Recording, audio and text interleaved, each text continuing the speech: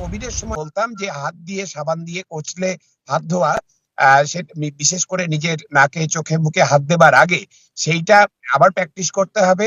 ভিড় জায়গায় বদ্ধ জায়গায় গেলে মাস্ক ব্যবহার করতে হবে।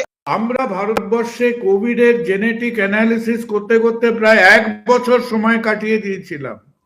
We should not do the same thing again. প্রথম থেকে কেয়ারফুল হতে হবে। RT-PCR এ কিছু কিছু বাচ্চাদের বেরোচ্ছে, তার ডিটেল জেনেটিক রিপোর্টটা কি এখনো অব্দি ওয়ার্ল্ড ওয়াইড এটাকে সেই গত 25 বছর ধরে আমরা যে RNA রেসপিরেটরি ভাইরাস বলে জানি সেটাকেই এই চেনা লোক পরিচিত ভাইরাস আরেকবার তার প্রাদুর্ভাব ঘটছে। সাধারণত এটা বাচ্চাদেরই হয়, বড়রা কখনো কখনো ক্যারি করে, বাট বড়রা কোনো সাফার করে না মেটানিউমো ভাইরাসে।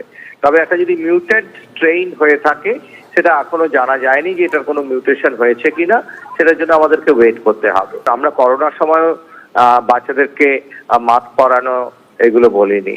তো আমরা এখন সেই একই যেটা করোনার সময়, যেটা কোভিডের সময় যেটা বলেছিলাম, এখনো বাচ্চাদের জন্য সেটাই প্রযোজ্য। তবে হ্যাঁ, হাতটা যাতে পরিষ্কার থাকে সেটা দেখতে হবে। ইতিমধ্যে ভারতে প্রবেশ করেছে চীনা ভাইরাস, তার প্রকোপ ঠেকাতে ভারতের সতর্কতা জারি। HMPV সংক্রমণের আশঙ্কায় কোভিডের মতোই পরিকাঠামোগত সতর্কতার প্রস্তুতি রাখতে নির্দেশ দেওয়া হয়েছে। সংশ্লিষ্ট সব দপ্তরকে নির্দেশিকা জারি করল দিল্লি এবং মহারাষ্ট্র সরকার। কুম্ভ মেলাতেও সতর্কতা জারি করেছে উত্তরপ্রদেশ সরকার। মাস্ক পরার পরামর্শ দিয়েছে কেরলের স্বাস্থ্য দপ্তর। পরিস্থিতির দিকে নজর রাখছে তেলেঙ্গানা সরকারও।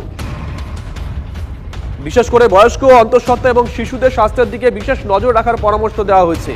ভারতে প্রথম করোনা ধরা পড়েছিল কেরলে, ফলে এবার বাড়তি সতর্কতা কেরল সরকারের তরফে। দেখছি যে 14 বছর বয়সী বাচ্চারা এফেক্টেড হচ্ছে এবং তাদের কিছু সিমটমস হচ্ছে শ্বাসকষ্ট, ব্রঙ্কাইটিস, নিউমোনিয়া ইত্যাদি, যেগুলো কিন্তু কমপ্লিকেশনসের মধ্যে পড়ে। তো এইটা এক্সপেক্টেড নয়। হিউম্যান মেটানিউমো ভাইরাসে সাধারণত এত কমপ্লিকেশন হওয়ার কথা নয়। দুটি বিষয়ের উপর সরকারি হাসপাতালের চিকিৎসকদের সতর্ক থাকার পরামর্শ স্বাস্থ্য ভবনের তরফে। 1, HMPV আক্রান্তের অস্বাভাবিক সংখ্যা বৃদ্ধি হয়েছে কিনা। 2, HMPV আক্রান্তের উপসর্গ, অসুস্থতার মধ্যে বিগত বছরের তুলনায় কোনো অস্বাভাবিকতা পাওয়া যাচ্ছে কিনা। স্বাস্থ্য ভবনের আধিকারিকদের একাংশের বক্তব্য, চীনে HMPVর প্রকোপের মূলে কোন স্ট্রেন দায়ী সে বিষয়ে কোনো তথ্য নেই। এই অবস্থায় আক্রান্তের নমুনা সংগ্রহ করে স্ট্রেন পরীক্ষা করা হলেও সেটি চীন থেকে আমদানি হয়েছে কিনা তা বোঝারও উপায় নেই। তাই দুই মাপকাঠিতে নজরদারির মাধ্যমে আপাতত সীমাবদ্ধ থাকছে স্বাস্থ্য ভবন।